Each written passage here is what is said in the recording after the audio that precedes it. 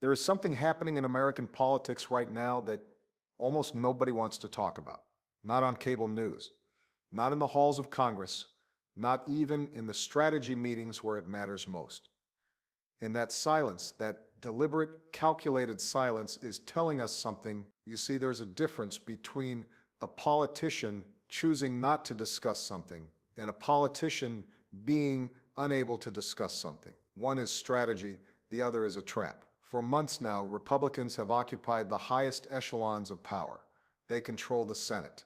They control the House. And yet, when you listen to their public statements, when you watch their press conferences and their town halls, you notice something peculiar. There is a conversation missing, a conversation they know they need to have, a conversation they know will define the next chapter of their party, but one they seem almost afraid to begin. It's not that the issue lacks urgency, quite the opposite. Every metric suggests it's becoming more pressing by the day. Economic indicators are red. Public sentiment is shifting in real time. Within their own coalition, the pressure is building, quietly at first, then with unmistakable intensity. But Republican leadership remains silent. Now you might ask, why would a party in power deliberately avoid addressing something so consequential? The answer is not simple. It requires understanding the particular constraints they face. Constraints that don't fit neatly into partisan talking points or cable news segments. It requires understanding that sometimes the most important political stories are the ones nobody is telling. This is one of those stories. Over the next few minutes, we're going to examine what the GOP isn't talking about. We're going to understand why they aren't talking about it. And perhaps most importantly, we're going to consider what their silence reveals about where American politics is actually heading. Not where the headlines suggest it's heading, but where the underlying currents are actually taking us. Because in politics, what you choose not to say is often far more revealing than what you do. To understand why this moment is so fraught, we need to step back. We need to understand the choices that led here. For nearly 2 decades, the Republican Party built its coalition on a particular foundation, a foundation of certain economic assumptions, certain foreign policy commitments, certain cultural priorities. These weren't arbitrary choices, they were deliberate. They were intentional, and for a long time they worked. But here's what happens in politics. The ground shifts. Slowly. Then all at once. The financial crisis of 2008 shook faith in the economic orthodoxy that had defined Republican thinking since the Reagan era. The wars in Iraq and Afghanistan ground on, creating a growing skepticism about military interventionism within the conservative base. And demographic changes, the kind that unfold over decades but become undeniable in a single election cycle, began to reshape what the electorate actually looked like. By 2016, something had broken loose within the Republican Party, not a fracture that showed up on cable news every night, but a deeper rupture. A growing section of the GOP base had begun asking questions that their leadership had never really prepared an answer for. Questions about trade, questions about the pace of immigration, questions about whether the old consensus still held. And then came the 2020 election, and everything that followed. What we're dealing with now is the aftermath of that earthquake. The party won back the White House. They consolidated congressional power, but the ideological coherence that had once held them together had been replaced by something far more fragmented and precarious. Inside the GOP, there are now factions with fundamentally different visions of what the party should be, and the leadership, the people with actual power, finds itself in an impossible position. Move too sharply in one direction and you alienate a crucial wing of your coalition. Move too slowly and you risk being swept aside by forces you can no longer control. This is the architecture of their current silence. This is why the conversation they should be having remains unspoken. Because once you start that conversation, you have to finish it. And finishing it means admitting something the party has spent years trying to avoid. That the old consensus is gone and nobody quite agrees on what should replace it. So what is it exactly that they're not talking about?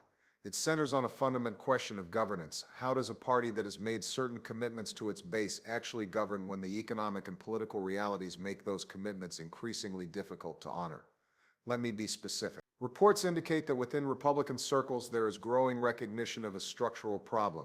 The tax and spending policies that have long formed the core of GOP economic doctrine are increasingly at odds with the fiscal realities they actually inherited. The deficits are larger than anticipated. The revenue projections are more complicated than the simple models suggested, and the political cost of actually delivering on the party's economic promises in a way that's mathematically coherent is far steeper than anyone publicly acknowledges. But here's where it gets more complex. It's not just an economics problem, it's a legitimacy problem. The party made promises to its base about certain priorities, about where money would be spent, about what would be cut, what would be protected, what would be expanded. And many of those promises are in direct tension with each other. You cannot simultaneously cut taxes drastically, maintain defense spending at current levels, protect Social Security and Medicare, and balance the budget. The math simply doesn't work. Now, every party faces difficult fiscal choices. That's not unique to Republicans. But what is unique is the degree to which their coalition depends on believing that these trade-offs don't actually exist, that there's some combination of efficiency savings and economic growth that will make everything work out, that you don't have to choose. Sources close to Republican leadership suggest that conversations behind closed doors have become increasingly tense on this subject. There is recognition that some accounting must be reckoned with, but there is also deep fear about what happens when that reckoning becomes public. Because once you start being honest about fiscal constraints, once you start admitting that certain promises cannot be kept in their current form, you've opened a door that's very difficult to close. You've invited your coalition to ask harder questions, questions about what you actually stand for, questions about whether you're really committed to the principles you've always claimed to champion. And that conversation, they're simply not ready to have. Why choose silence? Why not just address this head on? The answer lies in understanding the particular political moment Republicans find themselves in. And it's more intricate than simple cowardice or incompetence.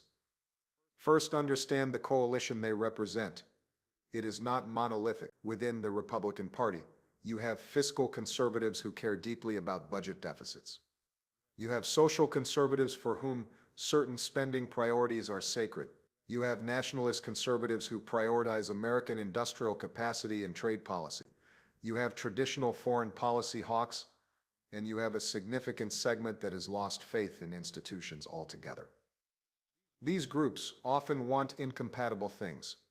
The fiscal conservative wants spending cuts, the defense hawk wants military expansion, the nationalist wants industrial subsidies, the social conservative wants tax advantage investments in religious institutions. All of these desires cannot be simultaneously satisfied within the same budget constraint. For years, the strategy has been to avoid choosing to speak in the language of growth and efficiency and suggest that the tension between these priorities is illusory.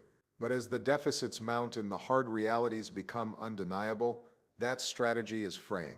Republican leadership faces a genuine dilemma. If they move too boldly toward fiscal austerity, they risk losing working-class support that has become crucial to their electoral coalition. If they maintain current spending levels and defense commitments, they undermine the fiscal conservative wing.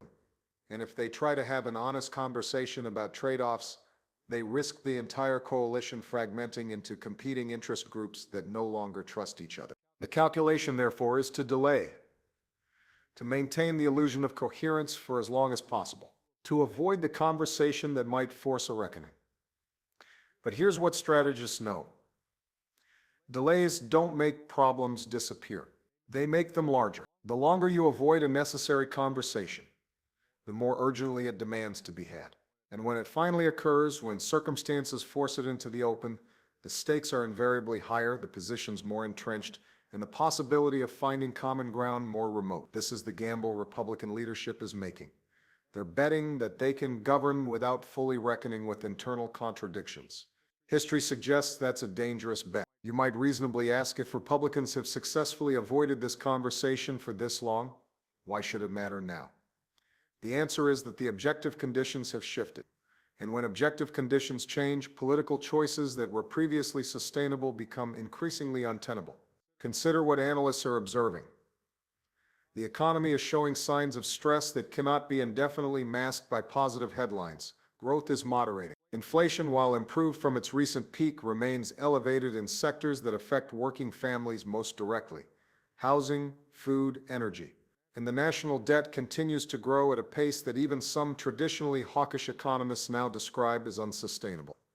These are not partisan observations. These are basic facts about the trajectory we're on. Simultaneously, political pressure is mounting from multiple directions. Within the Republican base, there is growing skepticism about whether their leaders are actually fighting for them. Where is the dramatic action? Where are the institutional changes? Why do the same problems persist even when the party holds power? This skepticism is dangerous for leadership because it opens space for challenger, for voices that promise to cut through the complications and deliver something real. And once that space is open, once people begin to doubt whether the existing leadership is truly committed, institutional control becomes fragile. Internationally, the situation compounds the pressure. America's geopolitical challenges are not simplifying. If anything, they're becoming more complex and costly.